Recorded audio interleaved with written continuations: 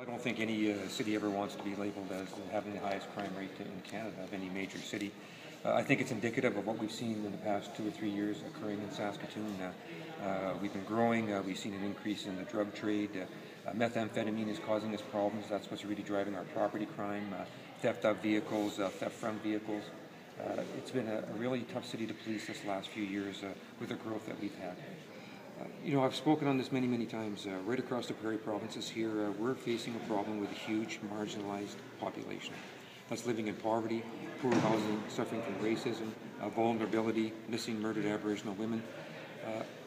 This is the situation that we have to, I think, start to really reflect on what we want to do as a society and how we're going to fix this issue. This is not casting blame on anybody. We're faced with this situation of some horrific social conditions that are really ripe for having people get involved in crime. And until we can tackle these areas, we're not going to see a decrease in our crime rates like we have in the past. Well, I think we have to work closer with areas like the Hub, where we have social services, mental health, education, the police working together on some acute high-risk individuals within our community and their families. It's the social conditions that we have to, people have to live in proper housing. If you don't have a base to live in where you're properly fed, where you're properly living in decent conditions, if we can't solve those issues, how are we ever going to solve the higher rung issues?